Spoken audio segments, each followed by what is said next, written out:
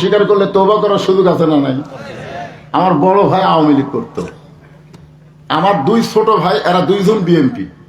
আর আমি তো বুঝতেছেন 5ই আগস্টের পরে আমার বড় ভাই আমার মাদ্রাসা মসজিদের মধ্যে ঢুকলো আসরের সময়, হাসিনা পলানোর পরই আমার মাদ্রাসার মসজিদের মধ্যে ঢুকলো যে হুজুরের এই মসজিদের মধ্যে ঢুকলে কোনো অসুবিধা হবে না, কারণ বগুড়া জেলার আওয়ামী লীগের কোনো বিসন্ত হয়নি। বিসন বোঝেন না, মনে হয় উনবিক কোন যন্ত্র দিয়ে খুঁজিয়া চামচা মানচা যা আসিল হচ্ছেন সব আউট। আমার ভাই দেখলো যে হুজুরের, তা আমি আস্তে আস্তে সিজি ক্যামেরা দেখা যায় তো, আমি আসে মসজিদের মধ্যে ঢুকে বললাম, ভাই খবর কি?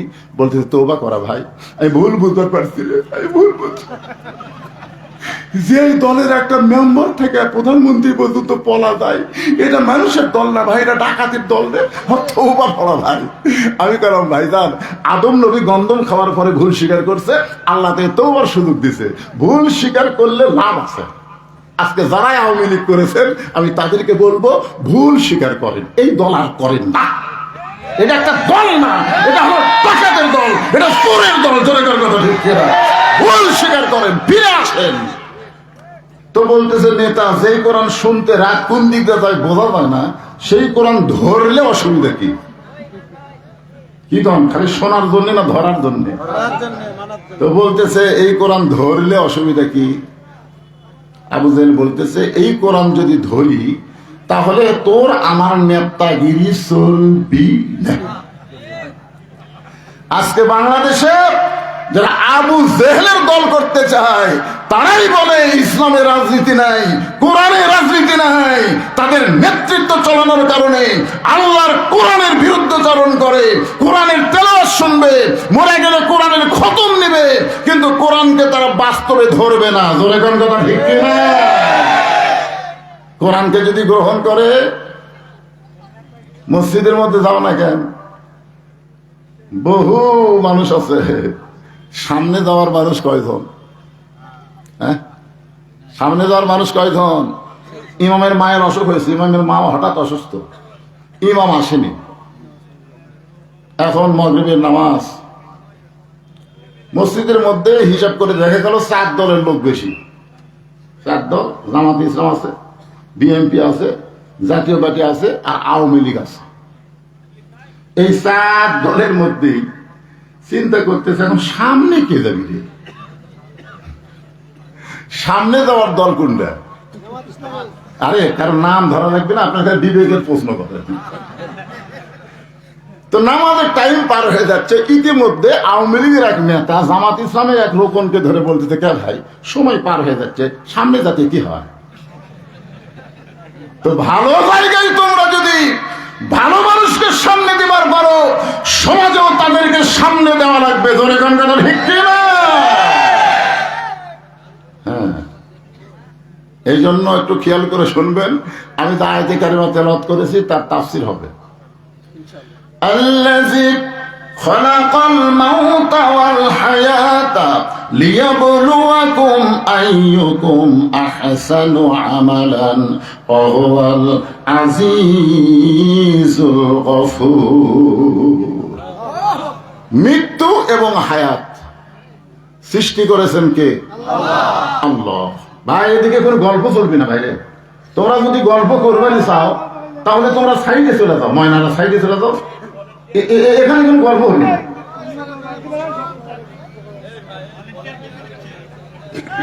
হ্যাঁ, কোনো গল্প না, একটা চুপচাপ সবাই মনোযোগ দিয়ে শোনো। আমি মুরব্বী মানুষ, আমি এই যুবক মানুষ না যে ঘন্টার পর ঘন্টা ওয়াজ কর্ম, তা না। অল্প সময়ের মধ্যে গুরুত্বপূর্ণ গল্প করে বিদায় নেব। এই জন্য আপনারা একটু বসেন, যদি বসবার মন না চায় তো চলে যান। অত লোকের দরকার নাই তো, 313 জন মুজাহিদ পালে গোটা, এত লোকের দরকার আছে নাকি? আমাদের এলাকায় আমার দাদার মুখে শুনছি যে হাজার হাজার মানুষ খাওয়া দাওয়া করতেছে। খাওয়া দাওয়া কি করতেছে? ইতিমধ্যে সাইড দেখ পাগল যাচ্ছে, বলতেছে মানুষ নাই রে, মানুষ নাই। যারা খাওয়া দাওয়া করতেছে তারা সবাই মুচকি মুচকি হাসতেছে আর বলতেছে পাগলে কিনা খায়, ছাগলে কিনা খায়, গুরুত্ব দেয়নি। কিন্তু একটা লোক চিন্তা করছে কে রে, মানুষ নাই তাহলে আমরা কি? ওই আবার খাওয়া বাদ দা পাগলার কাছে গেছে, যা বলতেছে কে রে পাগল, তুই যে কইলি মানুষ নাই মানুষ নাই, তাহলে আমরা কে? বলে কেউ তো ধরেনি, তুই ধরলি কেন?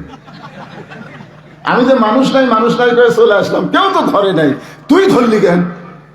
বলে আমার মধ্যে একটু ধাক্কা লেগেছে, যে মানুষ যদি না হই তাহলে আমরা খেয়ে। পাগল বলতেছে তাহলে সাইডে চল। সাইডে যায়, এরকম বাম হাত আলগা করছে, ওই ভিতর দিকে তাকা দেখে যে 15-20 জন মানুষ, বাদ বাকি সব শিয়াল কুত্তে। ভাই কি দেখলাম? বলে কলিকালের জামানা, হক বলতে মানা, আসল কথা বললে তোমায় মারবি রে। বুঝছেন? এখন হক কথা বলবার গেলে অনেকের কলজায় আঘাত লাগবে। এত রাত পর্যন্ত কোরআনের মাহফিলের জন্য যারা অপেক্ষা করতেছেন, তারা আমার ডালিয়া থেকে গল্প করবেন কেন? মন চাই বসেন, আর যদি মন না চায় সাইড কাটবেন। এখন আসেন, লিয়াবলুয়াকুম, তোমাদেরকে পরীক্ষা করা হবে, আইয়ুকুম আহসানু আমালা। পরীক্ষার সাবজেক্ট হলো সুন্দর আমল। জোরে কোন কি আমল? আচ্ছা, আমাদের বাংলাদেশে 92% মুসলমান, আমরা কি সুন্দর আমল করতে চাই না? জোরে কোন চাই কি চাই না? সুন্দর আমল করতে গেলে সুন্দর একটা পরিবেশ লাগবে। সুন্দর একটা পরিবেশ যদি আপনি তৈরি করতে চান, তাহলে সুন্দর একটা সমাজ লাগবে। সুন্দর একটা সমাজ যদি গঠন করতে চান, তাহলে সুন্দর একটা রাষ্ট্র লাগবে। সুন্দর একটা রাষ্ট্র যদি তৈরি করতে চান, তাহলে আল্লাহর কোরআনের বিকল্প কোন সংবিধান না। কথা কয় না? আমাদের বাংলাদেশে কতগুলো নেতা বলে না, পবিত্র সংবিধানকে সমুন্নত রাখতে চাই, সংবিধান পরিবর্তন করা যাবে না। কিন্তু সংবিধান কি তোর আল্লাহ? ডক্টর কামাল্লাহ যাই পেশাব করে খাড়া হয়ে অজু করে না, ওই বেটা সংবিধান লেখছে, আর সেইটা বলে পবিত্র সংবিধান। তার নাকি পরিবর্তন করা যাবে না। এদের প্রেসিডেন্টকে ইমপিচমেন্ট করার জন্য ছাত্র একসময় আন্দোলন করলো না? এই হাসিনার আসল মাল থুয়ে গেছে। ওরে বরখাস্ত করার জন্য, অপসারণ করার জন্য ছেলেরা যখন লাফালাফি করলো, তখন বাংলাদেশের এক বড় দলের নেতা কইল সংবিধানকে সমুন্নত রাখতে হবে। সংবিধান ওটার নাম সংবিধান, সংবিধান এতে দেখেন সংবিধান কার নাম দেখেন। একটু মনোযোগ দিয়ে শুনবেন। সুন্দর আমল করতে গেলে সুন্দর পরিবেশ লাগবে। সুন্দর পরিবেশ না হলে সুন্দর আমল করা যায় না। এখানে কোরআনের সুন্দর কথা শুনতে গেলে সুন্দর একটা পরিবেশ তৈরি করা লাগবে। হাট বাজারে হাজার হাজার মানুষ থাকে, কোন বক্তা সেখানে ওয়াজ করতে পারবে না। জোরে কোন কথা ঠিক কিনা?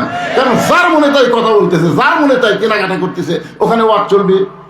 এখন যদি বলে ভাই 50,000 মানুষ, তার সামনে আমি ওয়াজ করবো, করে দেখ, কেউ শুনবি না। আপনারা কোন তো এখানে একটা সুন্দর পরিবেশের দরকার নাই। এখানে হাট বাজারের মতন হয়েছে করলে হবে? তাই হবে। এখন সুন্দর পরিবেশ তৈরি করতে গেলে সুন্দর একটা সমাজ লাগবে। সমাজ, সুন্দর একটা সমাজ যদি তৈরি করতে চান, সুন্দর একটা রাষ্ট্র লাগবে। রাষ্ট্র যাকে আমরা বলি কল্যাণ রাষ্ট্র। কি রাষ্ট্র শুনলেন না? ভাষণে শুনলেন না? কল্যাণ রাষ্ট্র, কল্যাণকর রাষ্ট্র। কল্যাণকর রাষ্ট্র যদি আমরা তৈরি করতে চাই, তাহলে মানুষের তৈরি আইন দেওয়া হবে না, আমার আল্লাহর কোরআন লাগবে। জোরে কোন কথা ঠিক কিনা? এই জন্য আল্লাহ বলেছেন, অনুনাজ্জিলু মিনাল কুরআনি মা হুয়া শিফাউ ওয়া রাহমাতুল লিল মুমিনিন। আর বাংলা স্লোগান হলো, আমি যেই বলবো সব সমস্যার সমাধান, আপনারা বলবেন দিতে পারে আল কোরআন। যারা বলবেন না, বুঝবেন মরার 2 দিন আগে তারা বোবা হবেন। তারকে জবানে ইমানের কলেমা আল্লাহ নসিব করবে না। কারণ কোরআনের পক্ষে স্লোগান দিবেন না, এরকম মুসলমান তো থাকার কথা না। আমি যেই বলবো সব সমস্যার সমাধান, আপনার বলবেন দিতে পারে আল কোরআন। সব সমস্যার সমাধান আল কোরআনের আলো, সব জায়গায় জালো, কোরআন হাদিস যেখানে লিল্লাহে তাকবীর। তুলে দিয়েছেন দেরি করে, আমি আইসি এখানে ঈশান নামাজের আগে, আমার তুলে দিলেন কয়টায়? 11টা তুলে দিয়ে ঘুমন্ত মানুষকে তো আর শোনান যাবে না, আগে চেতন করে তারপর মাল মারা লাগবে।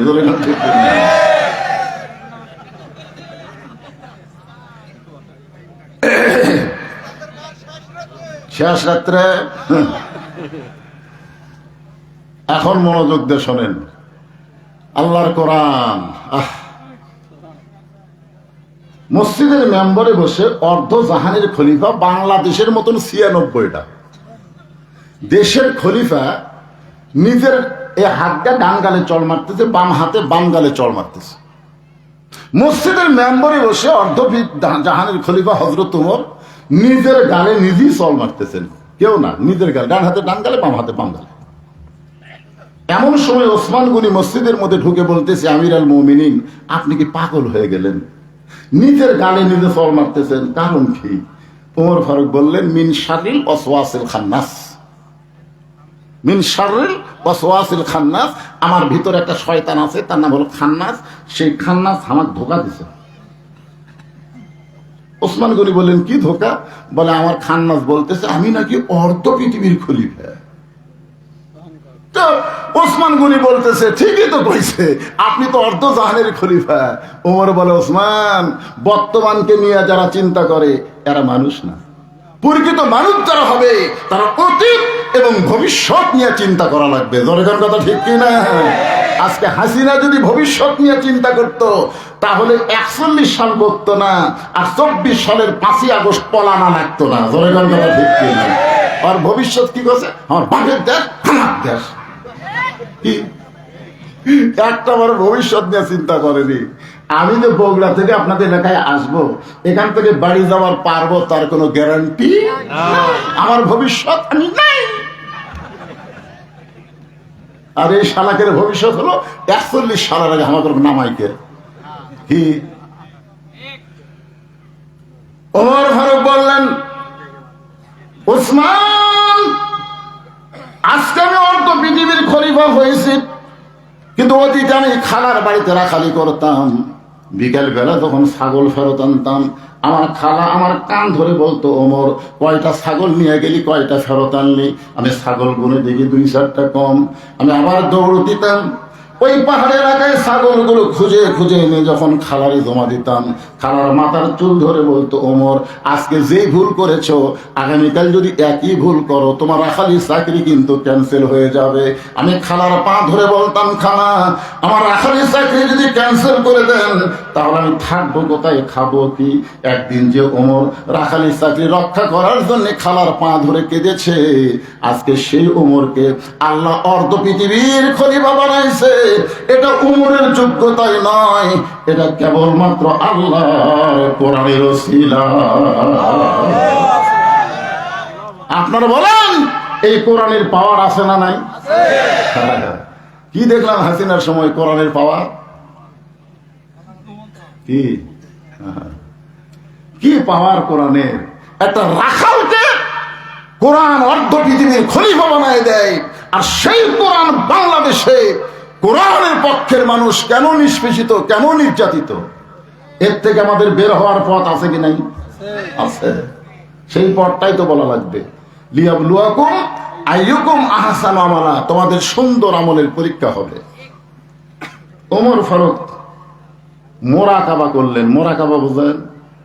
চোখ বন্ধ করে চিন্তা করা।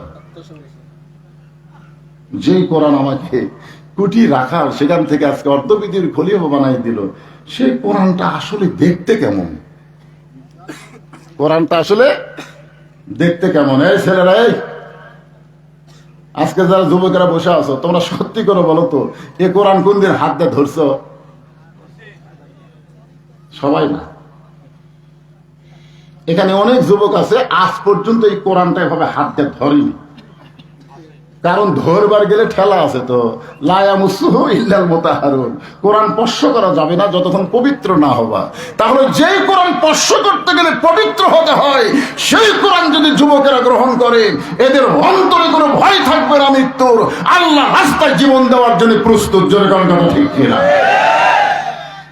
সর্বপ্রথম বাংলাদেশে অন্যায় বিরুদ্ধে জীবন দিছে আমাদের রংপুরের আবু সাইদ। আমি ওনার বাড়িতে গেছিলাম, ওনার কবর জিয়ারত করছি, ওনার বাপ মার কাছে খবর নিছি আপনার ছেলে কি করত।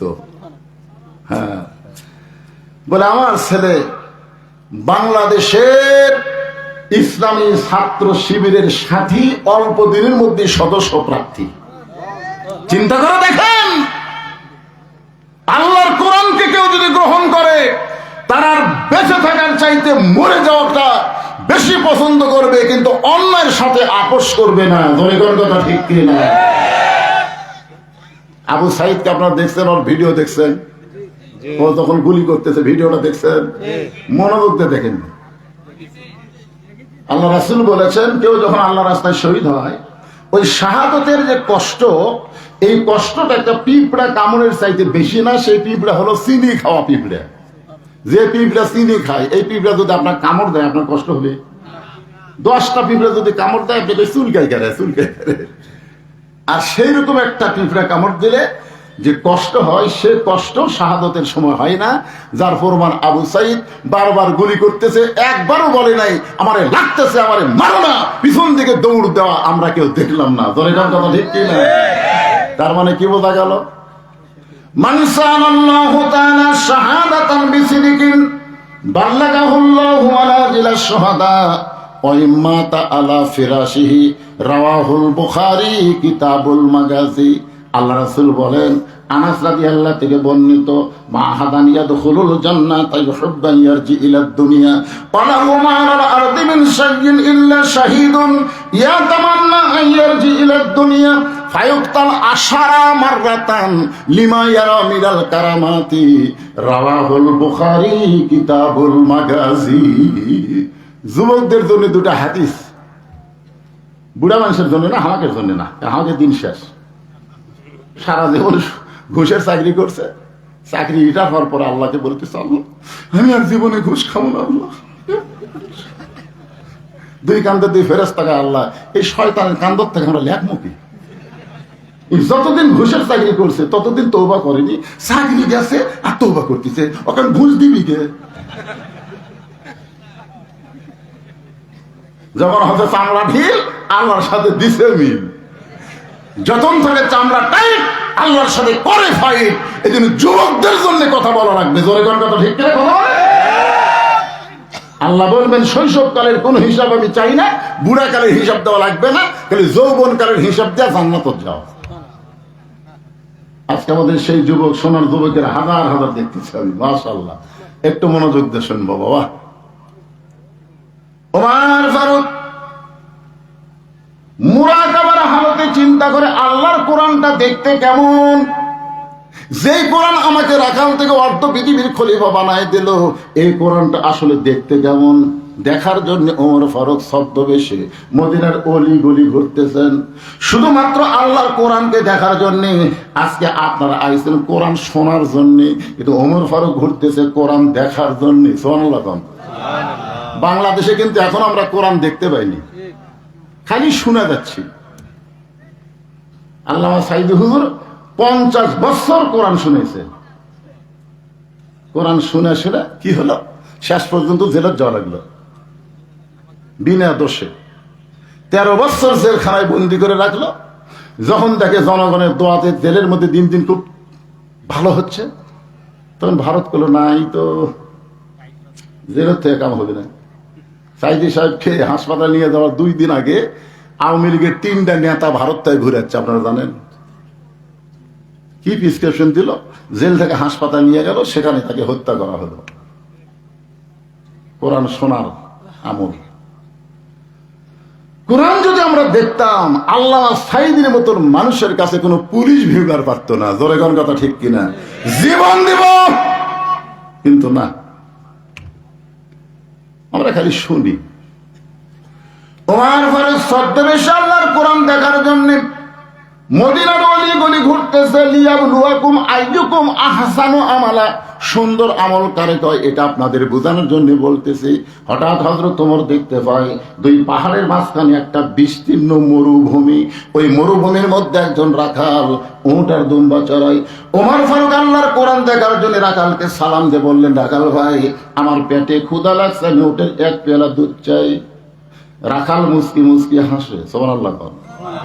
ওমর ফারুক একটু রাগ করে বললেন, রাখাল তোমার আমি সালাম দিলাম, উটের দুধ চাইলাম, তুমি সালামের উত্তরও দিলা না, উটের দুধ দিবা কি দিবা না সেটাও বলো না, তুমি মুস্কি মুস্কি হাসো কেন? রাখাল বলে, পথিক তুমি আমার সালাম দিলে আমি সালামের উত্তর দিব না, তুমি উটের দুধ চাইলেও তোমাকে আমি দিব না, আগে জানতে হবে তোমার পরিচয়। ওমর ফারুক চিন্তা পড়ে গেল যে অর্থবিধির খলিফা ছদ্মবেশ ধারণ করে না আল্লাহর কোরআন দেখবার চাই, আর এই বেটা আমার পরিচয় শুনবার চাই। আমি যদি বলি আমি ওমর, আমি মদিনার খলিফা, তাহলে কোরআন কেমনে দেখবো?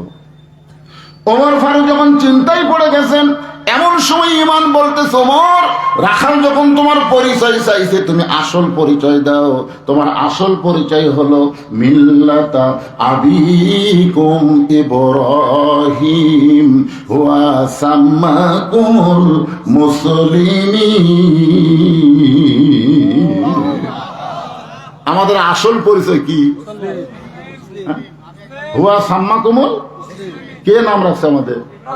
আমাদের জাতির পিতা হযরত ইব্রাহিম, যিনি আমাদের নাম রেখেছে মুসলমান। ওমর ফারুক বলে, রাখাল ভাই আমার পরিচয় যখন শুনবার চাও আমি একজন মুসলমান। রাখাল মুস্কি মুস্কি হাসে। ওমর ফারুক বলে, আবার হাসো কেন? বলে, হাসার কারণ হলো আসল না নকল। ওমর ফারুক চিন্তায় পড়ে গেছে, মুসলমান তো মুসলমানই, এর মধ্যে আসল নকল কি? ওমর ফারুক বলে, রাখাল মুসলমান তো মুসলমানই, এর মধ্যে আসল নকল কি? রাখাল বলতেছে, আসল মুসলমান যারা হবে তারা চাওয়ার ব্যাপারে সতর্ক থাকবে, দরকার হলে ফাঁসির মঞ্চে যাবে, কিন্তু রাষ্ট্রপতির কাছে বাঁচার দরখাস্ত লিখবে না।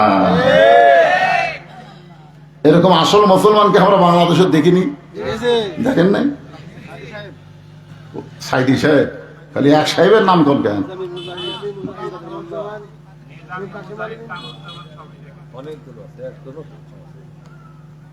উকিল এসে বলতেছে, উকিলের নাম হলো তাজুল ইসলাম, পেপারে বিবৃতি দিচ্ছে।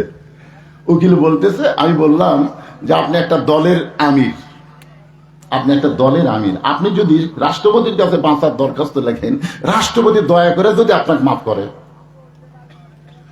তো নিজামী সাহেব মুস্কি মুস্কি হাসতেছে। উকিল বলে, হাসেন কেন? বলে, হাসার কারণ হলো তোমার কথা শুনে। তুমি তো আমাকে বলতেছো রাষ্ট্রপতির কাছে দরখাস্ত লেখেন, এরকম 3টা রাষ্ট্রপতি বাংলাদেশ হওয়ার পরে ক্ষমতা থাকতে মারা গেছে। একটা হলো বঙ্গবন্ধু শেখ মুজিবুর রহমান, একটা জিয়াউর রহমান, একটা জিল্লুর রহমান, যারা নিজেরাই ক্ষমতা থাকতে মরে, তাদের কাছে কোনো ইমানদার জীবন ভিক্ষা চাই না। তখন উকিল বলতেছে, এই গোয়ার্কের কারণে তো আপনার ফাঁসি হবে। নিজামী মুস্কি মুস্কি হাসার বলে, আমার ফাঁসি হবে কিন্তু আমার মৃত্যু হবে না, আমার ফাঁসি হবে কিন্তু আমার মৃত্যু হবে না। উকিল দৌড়ে এসে বলে, ফাঁসি হবে না, ফাঁসি হবে মৃত্যু হবে না, এটা কেমন কথা? সঙ্গে সঙ্গে কোরআন থেকে তেলাওয়াত করলেন, ওয়ালা তাকুলু লিমান ইউকতালু ফি সাবিলিল্লাহি আমওয়াতুন বাল আহইয়াউ ওয়ালাকিন লা তাশউরুন। আল্লাহ রাস্তায় যাদেরকে হত্যা করা হয়, আল্লাহ রাস্তায় যাদেরকে ফাঁসি দেওয়া হয়, তাদেরকে তোমরা মৃত্যু বলো না, আমি আল্লাহ বলতেছি তারা জীবিত। রাখাল বলে, পথিক তুমি যদি সত্যি মুসলমান হও, তুমি দুধ চাইছো কার কাছে? চুমকে উঠছে, ওরে বাবা রে, আল্লাহর কোরআন যখন চালু থাকে দুনিয়ায়, ওমর ফারুক ভুল করলে একটা রাখাল পর্যন্ত ভুল ধরার সাহস পায়। ওমর ফারুক বলেন, রাখাল আসলেই চাওয়ার ব্যাপার আমার ভুল হয়ে গেছে। রাখাল বলতে যে ভুলটা যখন স্বীকার করছে, আল্লাহ তোমাকে তওবা করার সুযোগ দিছে। আপনারা বলেন তো ভুল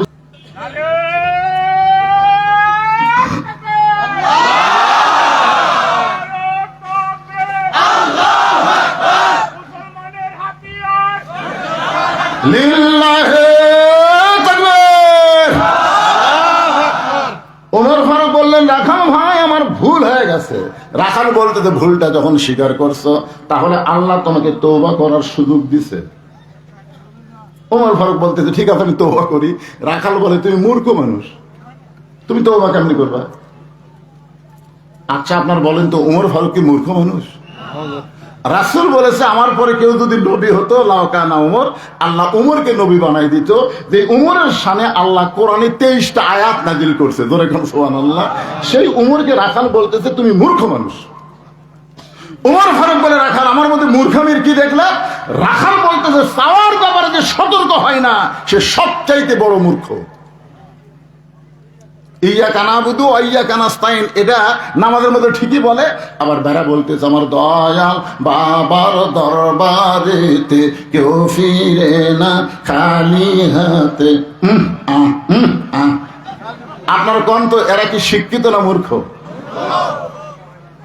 রাখাল বলতে তুমি মূর্খ মানুষ, তুমি তওবা কেমনে করবা? আমি তওবা করাই, তুমি আমার সঙ্গে তওবা করো। এবার হযরত ওমর রাখালের কাছে তওবা করতেছেন। ও সোনার যুবকেরা যারা মাগরিব এশার নামাজ না পড়াবার শুনতেছো, যারা এখনো মাগরিব পড়ো নাই, এশা পড়ো নাই, ফজরের আগে যদি তোমাদের মৃত্যু হয় এই জন্য তওবা করার দরকার আছে না নাই? আর যারা মাগরিব এশার নামাজ পড়েছেন, যেভাবে নামাজ কায়েম করার কথা আল্লাহ কোরআনে বলেছে, বাংলাদেশে এখনো নামাজ কায়েম হয় না।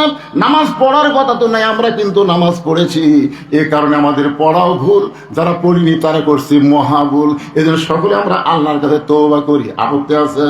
তাহলে আমার সঙ্গে সকলে পড়েন আস্তাগফিরুল্লাহ রব্বি মিন কুল্লি জামবি ওয়া তুবু ইলাইহি লা হাওলা ওয়ালা কুওয়াতা ইল্লা বিল্লাহিল আলিয়্যিল আযীম। ওমর ফারুক তওবা করার পরে বলতেছে ও রাখাল ভাই আল্লাহর হস্তে উটের এক পেয়ালা দুধ দাও। কি হস্তে? আল্লাহর হস্তে। রাখাল মুস্কি মুস্কি হাসে। ওমর ফারুক বলে আবার হাসি খেন, বলে হাসার কারণ হলো তওবা করার পরে তুমি আবার মুনাফিকি করলে। যেই কইছে মুনাফিক, ওমর ফারুকের চেহারা রক্তের মতো লাল হয়ে গেছে। কারণ কাফের থাকবে জাহান্নামের উপরে আর মুনাফিক থাকবে জাহান্নামের তলে। কাফেরেরা উপর থেকে যে পেশাব পায়খানা করবি, মুনাফিকেরা জাহান্নামের তলে থেকে ওইগুলা খাবি। সাহাবীরা বললেন হুজুর এই বদমাইশ মুনাফিক কোন দল থেকে হবে? আল্লাহ রাসূল বললেন ইহুদির মধ্যে, হিন্দুর মধ্যে, খ্রিস্টানদের মধ্যে কোনো মুনাফিক হবে না। মুনাফিকের আবাদ হবে মুসলমানের ভিতরে। আর সবচাইতে বড় মুনাফিকের দেশ হলো আমাদের বাংলাদেশ। জোরে বলেন ঠিক কিনা? সেদিন একজন যায় আমাদের গ্রামে ঢুকে বলতেছে মেয়েদেরকে, মায়েরা শোনেন, যদি জামাতে ইসলামে ভোট দেন আপনাকে কিন্তু বাড়ির থেকে বের হওয়ার দিবি না। কোরআনের আইন করবি, পর্দার আইন, বাড়ির থেকে বাড়াই যাবি না। বেনামাজিক বলতেছে যে তোমরা যদি জামাত ইসলামকে ক্ষমতা দেখবার চাও, মিছিল তো ভালোই মারতেছে, নামাজ না পড়লে পাশার উপর 5টা করে বাড়ি বসাবি রে। আপনারা বলেন তো পর্দা এটা কোনো দলের কথা না আল্লাহর কথা? নামাজ এটা কোনো দলের কথা না আল্লাহর কথা? আল্লাহর কথাকে কোন দলের সঙ্গে যারা তুলনা করে এরাই হলো মুনাফিক। জোরে কোন কথা ঠিক কিনা? এরাই হলো মুনাফিক। ওমর ফারুক চেহারা রক্তের মতো লাল করে বলতেছে আমার মধ্যে মুনাফিকের কি দেখলে? রাখাল বলতেছেন লিমা তাকুলু মা লা তাফআলুন। সুবহানাল্লাহ। রাখাল বলতেছে তোমার মুখের সাথে অন্তরের মিল নাই। তুমি সত্যি করে বলো তো আমি উটের মালিক? আমি যদি উটের মালিক হইলাম তুমি আমাকে রাখাল বললে কেন? আর যখন আমাকে রাখাল বলছো তখনই তোমার মন বলতেছে আমি উটের মালিক না। আর মালিক বাদ্দা রাখালের কাছে কেউ যদি আল্লাহর রাস্তাও চায় রাখাল দিবার পারবে না।